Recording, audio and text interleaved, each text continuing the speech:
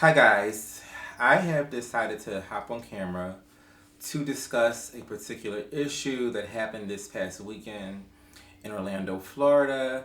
And I wasn't really sure if I wanted to get on camera to discuss it because of the sensitivity of the issue, but I felt because this particular topic hit so close to home for me, and it could have been me in this situation, I needed to slightly address it. Uh, you guys should already know by now that there was a tragedy in Orlando, Florida at the Pulse nightclub, which is an LGBT club, and some random man decided to travel. I think he traveled about 90 minutes outside of where he lived to intentionally shoot up this particular club. He was able to kill 49 people and harm 53 and injure 53 others. And he was also shot dead by the police.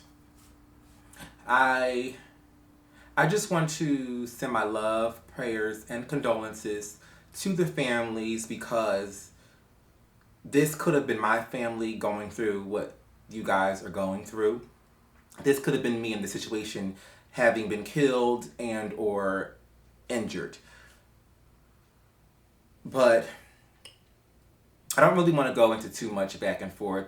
There are so many details with this particular situation, so I don't want to really give too much of my opinion on certain topics in reference to the foolishness that Donald Trump had to say, in reference to what the media is giving us. I don't really want to go into too much detail because I'm not there on the ground in Florida to be able to give a factual account of what's going on in my opinion. But I do want to address one big thing, and that is, as I've stated, this hits very close to home for me because although I don't really frequent any form of a club, I don't really go clubbing, I have gone to LGBT clubs in the past. And it could have been me in this situation at any given time. And with that being said, I needed to do this video because realistically, with the way that the LGBT community is demonized, made fun of, ostracized, we are kicked out of our homes, we are sent away from our families, and to be made as the black sheep of the families. When you are in a gay community, in a gay club, in a gay atmosphere, that becomes your home, that becomes your family. So in a sense, this is very saddening because this is like family members of mine have been killed and have been harmed, distant family members, because we stick together because we all recognize and have experienced some form of bashing, some form of hurt, some form of being unloved and talked about and hurt by our families, having to deal with being gay.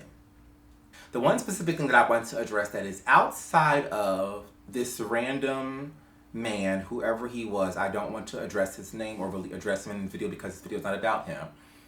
Outside of him doing the actual act of killing and harming my brothers and sisters in the LGBT community, I want to call out the people who have spewed hate and have encouraged this kind of behavior.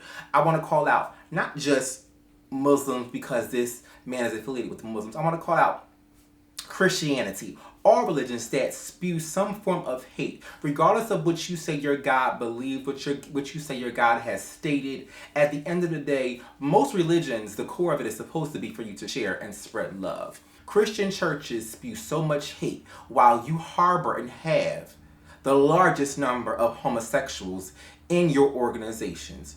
You talk about us, you push us to the side, you use our gifts and talents, yet you say we are going to hell and you don't exude any kind of love to us. So you have caused this type of shooting. This blood is on your hands. I want to call out that preacher that I sat in your church and you had the nerve to say that you would prefer that your granddaughter be a whore, to be a homosexual. That kind of talk is what causes people to go out and commit these kinds of acts. And this blood is on your hands.